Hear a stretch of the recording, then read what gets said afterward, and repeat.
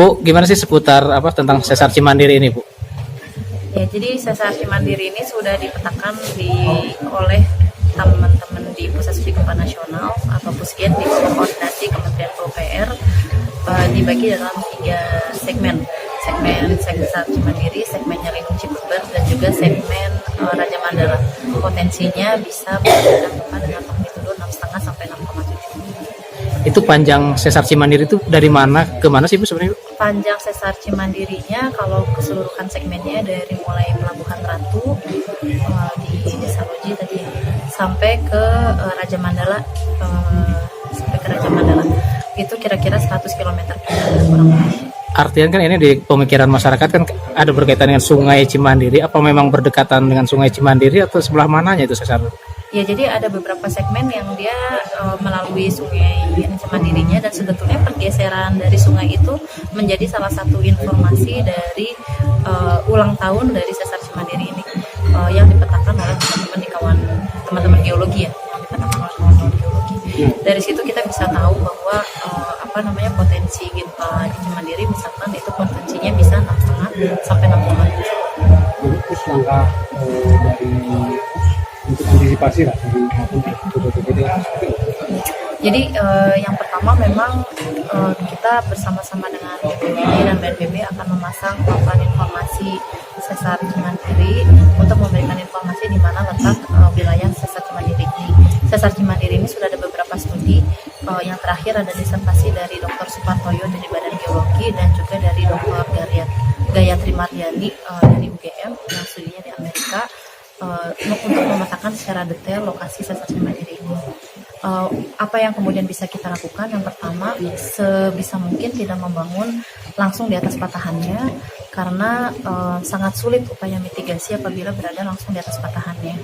Yang kedua, membangun bangunan sesuai dengan kode bangunan yang berlaku, yang tahan dengan gempa, atau menggunakan rumah-rumah tradisional ya, yang ikatan antar kayu, antar bambu. Kalau di rumah beton itu antar tulangannya itu perlu ada ikatan yang baik. Jadi membangun rumah itu harus mempertimbangkan dia juga antisipasinya terhadap gempa, jadi yang kuat terhadap gempa. Dan kemudian bangunan, di dalam bangunannya juga isi rumahnya harus diperkuat. Jadi fasilitas rumahnya, misalkan ada lemari yang mudah jatuh, itu diikatkan ke tembok sehingga dia tidak mudah berjatuhan. Itu dihindari sebisa mungkin. Yang berikutnya adalah menyediakan tempat yang aman di dalam rumah maupun di luar rumah. Terutama apabila mungkin kita sulit langsung keluar rumah. Nah, dalam kondisi kita sulit langsung keluar rumah, maka kita sediakan tempat yang aman di dalam rumah. Misalkan ada meja yang kuat di tengah ruangan. Nah, di situ kita bisa berlindung apabila langit-langit rumah ataupun atapnya jatuh menimpa kita memiliki ruangan yang aman di dalam rumah. Dan juga kita perlu memiliki ruangan yang aman di luar rumah. Ruangan yang aman di luar rumah ini berupa tempat yang terbuka, jauh dari tembok, pohon, jauh dari tempat yang longsor.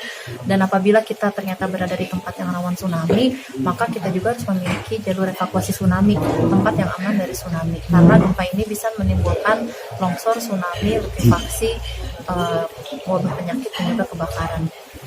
Yang berikutnya, kita siapkan rencana keluarga dan juga siapkan rencana di semua level, dari mulai rencana strategi di keluarga, di desa, di RT RW, di kelurahan, kecamatan, di kabupaten, itu semua memiliki rencananya. Kalau di level keluarga, untuk semua level kita perlu memiliki rencana survival, rencana bertahan hidup selama 72 jam. Misalkan kalau untuk level pribadi kita punya tas siaga bencana, kalau untuk level kabupaten kecamatan punya alat-alat untuk melakukan evakuasi ya. Kadang kan kita harus mengevakuasi korban yang tertimpa, misalkan kemudian kita harus mengobati pasien-pasien. Nah, itu perlu memiliki peralatan emergensi selama 72 jam dan makanan kebutuhan kita sehari-hari ya, termasuk MCK-nya. Kadang MCK yang kita lupa, padahal kan yang paling perlu biasanya MCK ya. Kalau kita takut atau dingin biasanya langsung pengen bawanya ke belakang. Nah, itu MCK tuh perlu sangat diperhatikan. Jadi lokasi-lokasi pengungsian juga bisa direncanakan dari mulai sekarang. Kalau sama Sesar Citarik tuh ada hubungan apa? Kalau Sesar Citarik nanti mungkin bisa sama Pak Endra juga. Memang kalau sesar-sesar itu sangat banyak, tapi biasanya tidak berkaitan satu sama lain. Jadi dia berdiri sendiri-sendiri, sesar-sesar ini. bisa saja satu gempa kemudian memicu mempercepat terjadinya ulang tahun di sesar gempa di dekatnya dia, itu bisa juga terjadi. Guna kalau ulang tahun gempanya misalnya apa di sesar Cimandiri ini terakhir lah prediksi terakhir apa sejarahnya terakhir kapan ya? Kalau ulang tahunnya saya perlu baca lagi, tapi kalau gempa terakhir terjadi kalau dari sesar Cimandiri sendiri yang magnituddo 7 itu tahun 1900, jadi baru 100 tahun yang lalu ya terjadi. Tadi juga di sini ada yang bercerita tentang sesar dari segmen Walat misalkan tahun 2000 itu magnitudonya 5, tapi dengan magnitudo 5 juga yang untuk wilayah Sukabumi sudah cukup merusak. Jadi kita juga perlu memperhatikan gempa-gempa kecil karena wilayahnya cukup padat di sini. Tapi kalau ulang tahun dari sesar Cimandiri itu perlu saya cek lagi. Bisa diperkirakan kapan akan terjadi gitu? Yang berikutnya ya, yang berikutnya kapan? Kalau sesar Cimandiri memang belum segencar kayak sesar Lembang, kan kita udah masuk akhir siklus misalkan gitu. Kemudian Megatrust juga kita udah masuk ke siklusnya, yang Mentawai apalagi ya udah masuk ke siklusnya. Memang kalau di sesar Cimandiri ini sendiri juga kapan ulang tahun berikutnya kita masih sedang meneliti, rasanya iya masih sedang diteliti, tapi dari sisi keaktifan wilayah sini sih sangat aktif, sehingga memang karena wilayahnya yang padat ya kita harus hidup bersama. Berarti siklus itu belum diketahui ya Bu, siklusnya itu untuk Cimandiri? Siklusnya nanti saya coba baca lagi ya. Nah Bu, kaitan dengan misalnya kan sesar Cimandiri dengan ada beberapa kejadian gerakan tanah, bisa ada ininya nggak, nyambung nggak Bu? Gerakan tanah di wilayah-wilayahnya Lindung, di daerah sekitar bisa nyambung, bisa nggak nyambung, itu perlu dilakukan riset. Jadi gempa ini cara dia bergerak ada beberapa cara, tadi disebutkan sama Pak Endra, dia bisa terkunci, bisa juga sesar ini dia creeping itu artinya dia bergerak. Nah kalau misalkan memang dia bergerak, bisa saja bergerak karena sesar apabila memang dia pergerakannya terjadi di wilayah sesar. Tetapi gerakan tanah itu jenisnya sangat banyak sekali sehingga kita tidak bisa langsung menyimpulkan apakah ini karena sesar atau karena penyebab yang lain. Banyak sekali yang bisa menyebabkan pergerakan tanah dan itu perlu ada penelitian tersendiri untuk setiap wilayah yang mengalami. Ini memang pastikan itu. Kalau dengan Megatrust, apakah bisa berdampak nggak, bisa menggerakkan si sesar Cimandiri ini? Kalau gempa Megatrust bisa menggerakkan sesar Cimandiri, tapi tidak berlaku sebaliknya.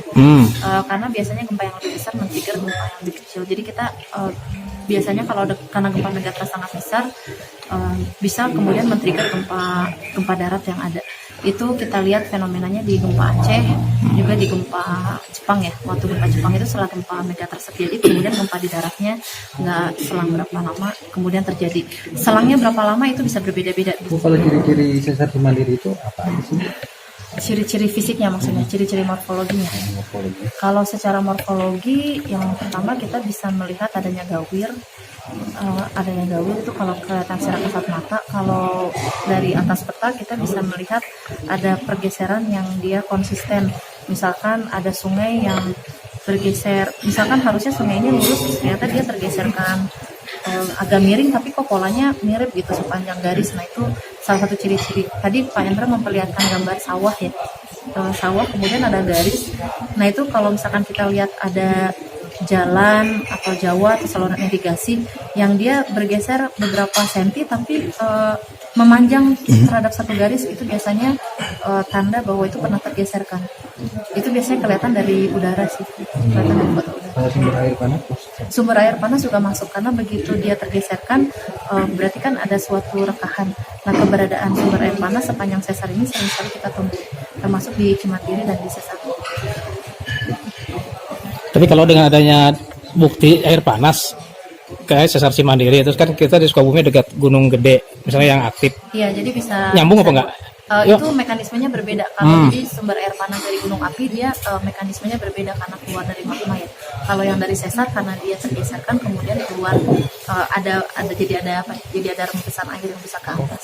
Itu sumbernya berbeda. Tapi sama-sama dari bawah. Ya. Sama-sama dari bawah. Cuman mekanisme dia keluar sumber airnya berbeda.